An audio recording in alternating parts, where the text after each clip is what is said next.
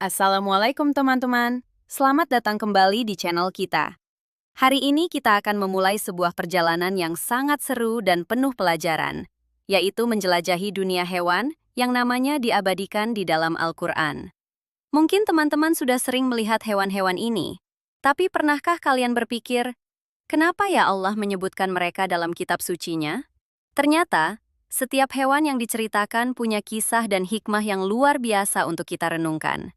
Yuk, kita mulai petualangan kita dan lihat hewan apa saja yang Allah jadikan sebagai tanda kebesarannya bagi seluruh manusia. Yang pertama, kita mulai dengan hewan yang sangat identik dengan padang pasir, yaitu unta. Teman-teman pasti tahu kan? Hewan berpunuk ini disebut dalam beberapa surah, salah satunya Al-Ghasyiyah. Allah secara khusus bertanya, maka apakah mereka tidak memperhatikan unta, bagaimana ia diciptakan? Ini adalah ajakan langsung dari Allah agar kita mengamati unta. Coba deh bayangkan, unta bisa berjalan berhari-hari di gurun pasir yang panas tanpa minum, membawa beban yang sangat berat, dan kakinya diciptakan khusus agar tidak terperosok di pasir. Punuknya bukan untuk menyimpan air loh, tapi untuk menyimpan cadangan lemak sebagai energi. Subhanallah. Dari unta, kita belajar tentang ketahanan, kesabaran, dan bagaimana Allah menciptakan setiap makhluk dengan desain yang sempurna sesuai dengan lingkungannya. Unta adalah bukti nyata bahwa ciptaan Allah itu selalu penuh dengan hikmah. Selanjutnya, kita beralih ke makhluk yang jauh lebih kecil, tapi kisahnya sangat menginspirasi. Siapa dia? Semut. Ya, bahkan ada satu surah yang dinamakan Surah An-Naml, yang artinya semut. Di dalam surah ini, dikisahkan tentang percakapan seekor semut dengan koloninya. Saat pasukan Nabi Sulaiman yang perkasa akan lewat, Raja Semut itu berteriak, "Wahai semut-semut, masuklah ke dalam sarang-sarangmu, agar kamu tidak diinjak oleh Sulaiman dan bala tentaranya, sedangkan mereka tidak menyadarinya." Nabi Sulaiman yang mendengar itu pun tersenyum. Kisah ini mengajarkan kita banyak hal. Pertama, tentang kepemimpinan dan kepedulian. Raja Semut itu tidak menyelamatkan dirinya sendiri, tapi ia memikirkan keselamatan seluruh rakyatnya. Kedua, kita belajar tentang kerjasama dan disiplin. Lihat saja barisan semut, mereka selalu bekerja sama, gotong royong, dan teratur. Meski kecil, mereka adalah komunitas yang sangat solid. Pelajaran bagi kita adalah, sekecil apapun peran kita, jika dilakukan dengan kepedulian dan kerjasama, dampaknya akan sangat besar. Hewan ketiga yang akan kita bahas adalah lebah. Sama seperti semut, Allah juga menamai salah satu surah dengan nama An-Nahl, yang artinya lebah. Ini menunjukkan betapa istimewanya hewan ini. Allah berfirman dalam Al-Quran bahwa Dia mewahyukan kepada lebah untuk membuat sarang di bukit-bukit, di pohon-pohon, dan di tempat-tempat yang dibuat manusia. Lalu dari perut lebah itu keluarlah minuman, yaitu madu, yang bermacam-macam warnanya. Di dalamnya terdapat obat yang menyembuhkan bagi manusia. Luar biasa kan? Lebah tidak hanya menghasilkan madu yang lezat dan menyehatkan, tapi cara hidup mereka juga patut kita teladani. Mereka punya sistem kerja yang sangat rapi. Ada ratu lebah, lebah pekerja, dan lebah jantan. Masing-masing punya tugas yang jelas. Mereka hanya mengambil nektar terbaik dari bunga tanpa merusaknya. Dari lebah, kita belajar untuk selalu memberikan manfaat bagi orang lain, bekerja dengan teratur, dan hanya mengambil serta mengonsumsi hal-hal yang baik. Sekarang, kita akan menyelam ke dalam lautan untuk bertemu dengan hewan selanjutnya, yaitu ikan besar atau paus. Kisahnya sangat terkenal, yaitu kisah Nabi Yunus alaihi salam. Saat Nabi Yunus meninggalkan kaumnya dalam keadaan marah, beliau naik sebuah kapal. Di tengah laut, kapal itu kelebihan muatan, dan undian pun dilakukan untuk menentukan siapa yang harus dilempar ke laut. Nama Nabi Yunus keluar, dan beliau pun dilemparkan ke lautan. Atas perintah Allah, seekor ikan besar menelannya hidup-hidup tanpa melukainya sedikit pun. Di dalam perut ikan yang gelap itulah, Nabi Yunus menyadari kesalahannya dan berdoa, "La ilaha illa anta, subhanaka, inni kuntu minadz zalimin." Yang artinya, tidak ada Tuhan selain Engkau, Maha Suci Engkau. Sesungguhnya aku termasuk orang-orang yang zalim. Allah pun mengabulkan doanya dan menyelamatkannya. Kisah ini memberikan kita pelajaran yang sangat mendalam tentang pentingnya taubat, doa, dan keikhlasan. Sebesar apapun masalah kita, bahkan jika kita merasa terjebak dalam kegelapan seperti Nabi Yunus di perut ikan, jangan pernah putus asa. Kembalilah kepada Allah, akui kesalahan kita, dan berdoalah dengan tulus.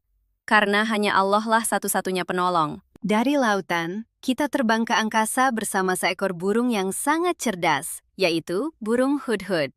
Kisahnya juga ada dalam surah An-Naml, dalam cerita tentang kerajaan Nabi Sulaiman.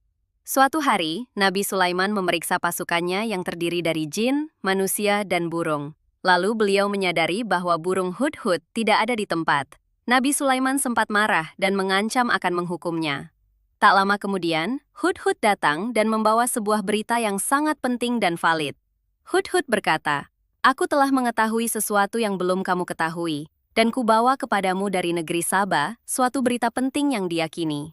Hudhud melaporkan tentang adanya sebuah kerajaan yang dipimpin oleh seorang ratu bernama Balkis, di mana rakyatnya menyembah matahari, bukan Allah. Berkat informasi dari Hudhud inilah, dakwah Nabi Sulaiman bisa sampai ke negeri Saba, dan akhirnya Ratu Balkis beserta kaumnya beriman kepada Allah. Dari Hudhud, kita belajar bahwa kecerdasan dan kemampuan yang kita miliki harus digunakan untuk kebaikan, terutama untuk menyebarkan kebenaran. Hudhud juga mengajarkan tentang amanah dan tanggung jawab.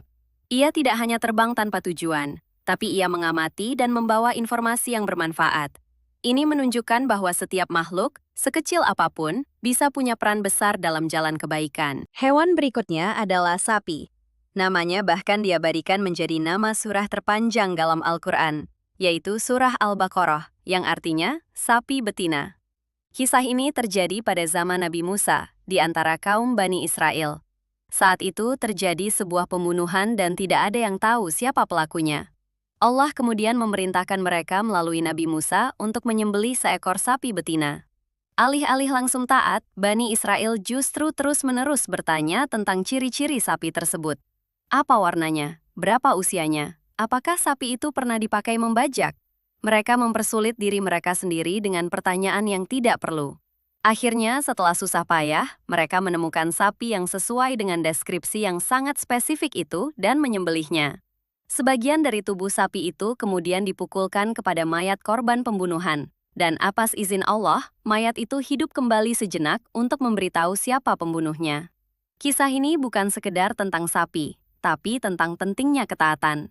Pelajaran utamanya adalah ketika Allah memberikan perintah, tugas kita adalah untuk sami'na wa ata'na.